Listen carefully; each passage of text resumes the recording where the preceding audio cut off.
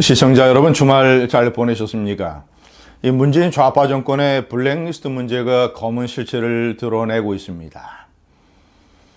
김태우 수사관은 일찍이 폭로한 바 있습니다. 330개 공공기관의 전 정권에서 임명된 임원들의 사표 제출 현황을 파악하라. 상관인 특검반장은 이렇게 얘기를 했다고 합니다. 자, 이 문재인 정권에 관여됐던 이런 이 문재인 정권을 위해서 일했던 사람들에게 일자리를 만들어줘야 된다. 자, 그 이후에 청와대와 환경부는 대표적으로 이제 환경부 문제가 불거졌습니다. 청와대와 환경부는 블랙리스트 존재를 부인했습니다. 그러나 검찰 수사 결과 그 실체가 하나씩 드러나고 있습니다. 검찰 수사는 자유한국당의 고발에 따른 것입니다. 이 고발이라는 것이 얼마나 중요한 것인가를 알 수 있습니다. 자, 오늘 아침에 보도된 내용에 따르면 이 환경부의 감사관실, 환경부의 감사관이라고 하는 것은 이른바 블랙리스트에 따라서 사표 제출을 종용받아야 하는 이런 업무를 총괄하는 그런 부서 아니겠습니까? 검찰이 감사관실의 컴퓨터를 수사를 했는데 환경부 장관 전용 폴더가 발견이 됐다고 합니다. 장관 전용 폴더. 그 폴더 안에 있는 파일들은 어떤 용도겠습니까? 장관에게 보고하고 장관으로부터 지시를 받는 그런 목적 아니겠습니까? 검찰 수사에서는 이런 진술도 확보가 됐다고 합니다. 장관에게 여러 차례 보고했고 장관의 지시를 받았다. 이런 폴더 발견과 파일, 그리고 이 관련자들, 감사관이, 시청자 여러분, 환경부 감사관이 만약에 이 장관으로부터 지시를 받거나 장관에게 보고한 내용을 끝까지 만약에 숨긴다면 감사관이 블랙리스트에 관한 모든 책임을 뒤집어 써야 됩니다. 어떤 감사관이 그런 바보 같은 선택을 하겠습니까? 사실이 명백한데. 아니, 장관에게 지시를 받은 사실이 없다면 모르겠지만 장관에게 보고하고 장관이 지시한 내용이 있다면 감사관이 블랙리스트 문제에 관한 자신의 책임을 모면하기 위해서라도 진실을 밝힐 것 아니겠습니까? 그런 과정에서 터져 나온 겁니다. 자, 감사관실에 이런 수사와 진술뿐만이 아닙니다. 직접 피해를 받았던 사람들의 증언이 잇따르고 있습니다. 환경부의 산하 공공기관 중에서 가장 대표적인 환경공단. 환경공단의 감사는 박근혜 정권 때 임명받았던 이 감사는 아예 담당 직원이 사표를 써서 가지고 왔다고 합니다. 사인만 하라고. 자, 환경부 산하의 또 다른 공공기관, 이 국립공원 관리공단, 이 공공기관의 감사도 역시 이런 증언을 합니다. 담당 직원이 와서는 사표 제출을 종용을 하면서 뭐라고 했느냐. 세술은 세부대에 담아야 된다. 이런 식으로 했다고 합니다. 자, 공공기관의 임직원들은 이 준 공무원입니다. 자, 공무원은 공무원법에 따라서 신분을 보장을 받고 공공기관의 임원들은 임기, 대개 3년입니다. 3년 임기로 신분을 보장받는 것입니다. 한마디로 생존권이 보장되는 것입니다. 자, 이것을 정권이 바뀌어서 대개 선거 캠프에서 일했던 사람들에게 자리를 만들어주기 위해서 낙하산 인사의 이 공간을 만들기 위해서 전 정권에서 임명됐던 사람들이 물러나는 이런 사실상의 이런 관례가 지금까지 자행이 되어 왔습니다. 자, 그러나 정권이 바뀌었다고 하는 이런 분위기를 파악을 해서 본인이 스스로 물러나는 것과 본인은 그렇게 판단하지 아니하고 나는 법적으로 정해진 임기를 채우겠다고 해서 끝까지 그 자리를 고수하는 경우에 정권이 이를 강압적으로 다루면 안 됩니다. 예를 들어서 협박을 하고 대개 이 감사관실의 이번에 수사 결과 어떤 내용이 밝혀졌느냐. 사표 제출에 반대하고 버티는 사람들에게는 업무 추진비를 감사하겠다. 자, 또 다른 경우에는 개인 비위를 조사한 경우도 있었다고 합니다. 자, 이 업무 추진비 감사라고 하는 것은 사실 평상시에 했어야죠. 업무 추진비를 그 사용 목적에 맞게 사용하느냐 여부를 감사해서 공무원들의 기강을 잡기 위해서 필요한 감사라면 평상시에 해야죠. 왜 업무 추진비 감사를 전 정권 인사들을 탄압하고 블랙리스트를 실천하는 데에 사용을 합니까?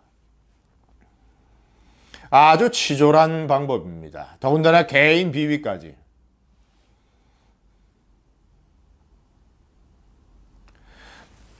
시청자 여러분, 이 문재인 좌파 정권에서 흔히 쓰고 있는 이 업무 추진비라고 하는 것은 참으로 지난번에 KBS 사태에서 아주 치졸하고 더럽고 아주 유치한 측면이 다 증명이 됐습니다. 강규영 명지대 교수를 포함한 박근혜 정권 때 임명된 KBS의 이사들이 사퇴를 하지 않으니까 KBS 노조가 온갖 협박을 자행을 했습니다. 그 사람들이 근무하는 학교 또는 변호사 사무실 이런 데에 몰려가서 마구 데모를 하고 외쳐대고 이렇게 겁박을 했습니다. 자, 그런데도 물러나지 않으니까 KBS 노조는 어떤 방법을 사용을 했느냐. 감사원에 감사 청구를 했습니다. 이 물러나지 않는 KBS 이사들을 포함을 해서 전 KBS 이사들의 업무 추진비 사용 내역을 감사를 해달라. 이 감사원이 물론 영혼이 없는 공무원 집단이니까 감사원이 그 업무 추진비를 아주 시시콜콜한 내역까지 다 조사를 했습니다. 카페에 가서 어떤 목적으로 어떻게 차를 마셨느냐 썼느냐, 컴퓨터 관련 부품은 어떤 식으로 구입을 했느냐, 예를 들어서 음악회 간 거 이런 거 시시콜콜한 내용을 다 감사해서 발표를 했습니다. 제가 감사원의 전직 고위 관리들에게 다 확인을 했습니다. 대개 감사원이 평상시에 공무원들의 업무 추진비 사용 내역을 감사를 해서 그 결과를 어떻게 조치하느냐. 대개 변제를 요청한다고 합니다. 사용한 내역을 다시 변제해라. 반환해라. 아니면 좀 더 심한 경우에 주의, 경고. 아니면 감봉 정도. 여기서 그친다고 합니다. 그런데 문재인 좌파 정권의 이 감사원은 정권에 충실한 도구가 돼서 어떤 식으로 이 KBS 이사들의 내용을 조치했는지 아십니까? 방송통신위원회에 통보하기를 임명권자인 대통령에게 이 사람들을 해임할 것을 권고하라고 얘기를 했습니다. 아니, 업무 추진비 내역 중에서 무슨 카페에 가서 차를 마시고 아니, 이런 내용, 자신이 어떤 이런 어떤 지식의 확장을 위해서 음악회에 가고 이런 것 내용으로 그 사람을 해임하라고 권고하라고 대통령에게 방송통신위원회에 그런 식으로 감사 결과를 조치한 이 문재인 좌파 정권의 쓸개없는 정권의 도구 감사원. 자, 그런 식으로 치졸하게 환경부가 블랙리스트에 오른 전 정권 임원들에 대한 압박과 겁박의 내용이 자세하게 드러났던 것입니다. 시청자 여러분, 이 블랙리스트 문제와 별개로 이 김은경 전 환경부 장관, 참으로 문제가 많아요. 김은경 환경부 장관, 저는 환경부 장관에 대한 수사가 이루어지고 그가 구속되어야 된다고 생각을 합니다. 아니, 박근혜 정권에서 문화예술계에 대한 블랙리스트를 만들어서 운용을 했다고 김기춘 전 비서실장이 징역 4년, 항소심에서 확정된 내용입니다. 조윤선 전 문체부 장관이 징역 2년. 김기춘 실장은 지금 감옥에 있고 조윤선 전 장관은 구속 만기로 석방됐습니다마는 대법원에서 만약에 형이 확정되면 다시 감옥에 들어가야 할 처지입니다.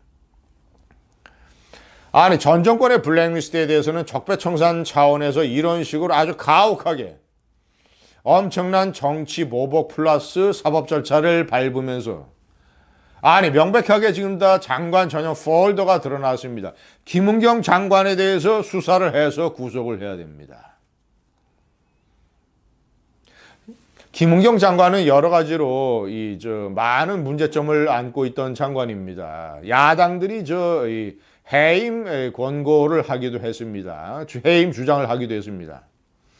중국에서 폐기물 수입을 금지하자 환경부에서 이 문제를 신속하게 대처하기 위해서 이 자원순환국이라는 부서에서 시행규칙을 여러 가지를 바꾸는 작업을 하고 또 공고를 하기도 했습니다.